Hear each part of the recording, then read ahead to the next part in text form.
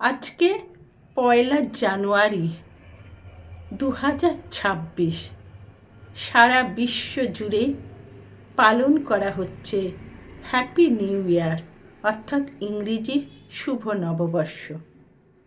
আর আমরা যারা বেলুড় মঠের ভক্ত বা শ্রীরামকৃষ্ণ, মা শারদা, বিবেকানন্দের ভক্ত, তারা আমরা পালন করি আজকের দিনটা শুভ কল্পতরু দিবস হিসেবে।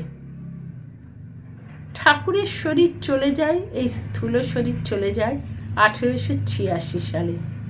আর সেই বছরের প্রথম দিনটিতে ঠাকুর শ্রীরামকৃষ্ণ তিনি কাশীপুর উদ্যানবাটিতে তার অসুস্থ শরীর নিয়ে কল্পতরু হলেন।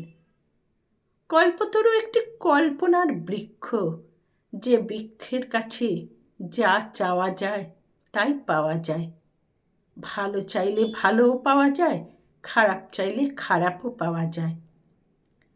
কিন্তু ঠাকুর শ্রীরামকৃষ্ণ কল্পতরু যে হলেন, তিনি কিন্তু আমাদের খারাপটা চাইলেও দেবেন না, এবং ভালোটা তিনি না চাইলেও অনেক ক্ষেত্রেই উনি কৃপা করে আমাদের দিয়ে দেন।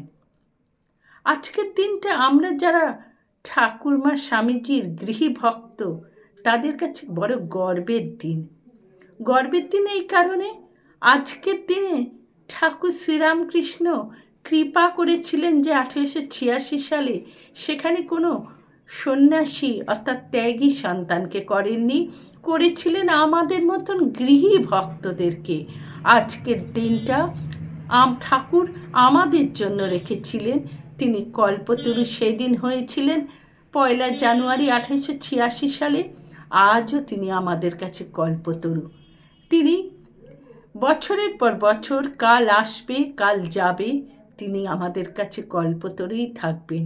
আজকের দিনটা তাই আমাদের দিন, এই গৃহী লোকেদের জন্যে, গৃহী ভক্তদের দিন, যেখানে ঠাকুর শ্রীরামকৃষ্ণ কল্পতরু হয়েছিলেন। তাই বড় আনন্দ হয় যখন দেখি দক্ষিণেশ্বরে বিরাট লাইন, করুণাময়ী কালী মন্দিরের কাছে বিরাট লাইন, কাশীপুর উদ্যানবাটিতে ঠান্ডার মধ্যেও ভক্তরা রাস্তার মধ্যে শুয়ে রয়েছে। কখন সকাল হবে, ভোর হবে, দরজাটা খুলে যাবে, দেখবে তারা ঠাকুর শ্রীরামকৃষ্ণকে। বড় গর্ব হয়। সত্যি তো, সে 1886 সালের দিনটিকে স্মরণ করে আজও এত ভক্ত আসছে, এবং কাল যাবে কাল আসবে। ভক্ত কিন্তু এই রকমই বাড়তে থাকবে, কমবে না। ঠাকুরের ভক্ত ক্রমশ বাড়তে থাকবে। সাধেকি রোমারোলা বলে গেছিলেন, জীবিত শ্রীরামকৃষ্ণের থেকে মৃত শ্রীরামকৃষ্ণ আরও বেশি শক্তিশালী।